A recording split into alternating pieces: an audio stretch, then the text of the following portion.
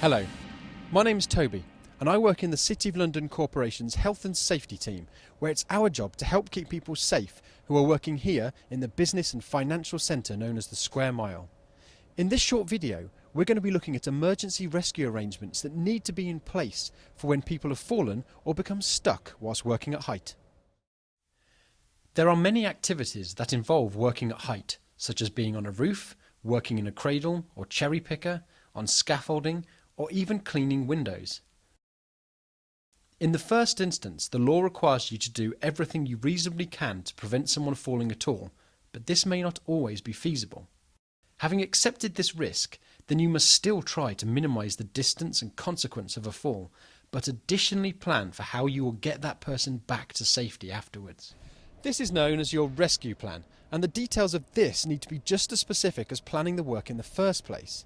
It is important that your rescue plan is suitable and works so that those that need to be rescued can be so quickly and safely. Unfortunately, we find that that's not always the case.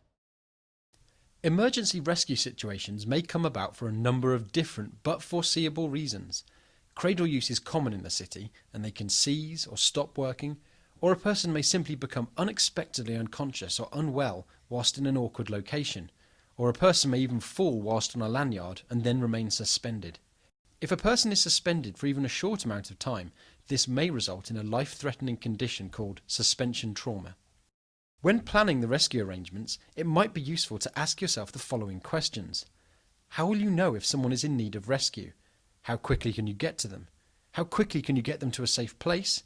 And what equipment and training do you need to make all this actually happen? There are many different types of rescue systems, and this short video cannot cover them all, and provides only one filmed example. Ultimately, you will need to be confident that what you choose is appropriate for how you intend to use it. Some systems even allow for self-rescue provided the person is still conscious. You will need to ensure that your risk assessment considers what level of rescue you might actually need.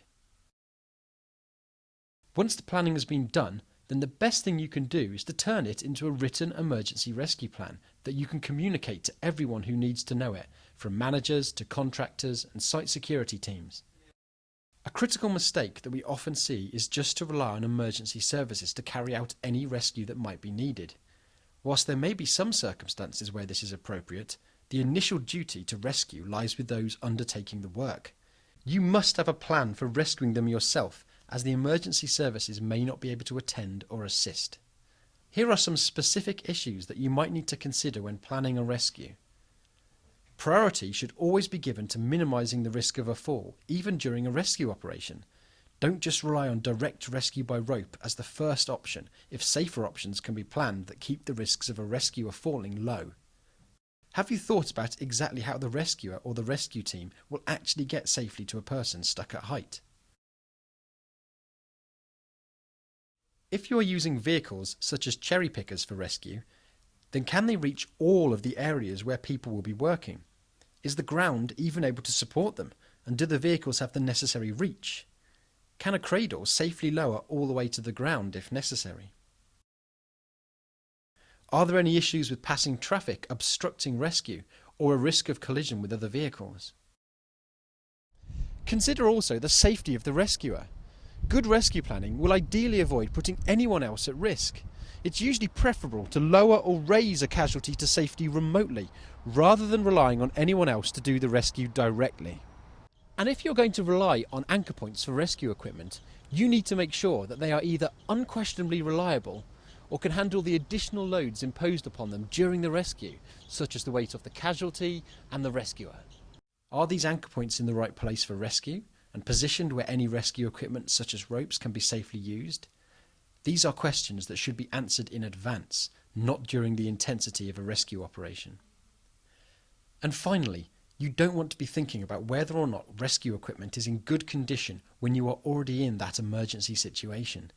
It's better to have a system of regular maintenance and inspection checks in place so that the equipment is ready to be deployed immediately if needed. So, when you're considering work at height, make sure you've got a suitable and written emergency rescue plan in place that has been communicated to everyone before you let the work go ahead.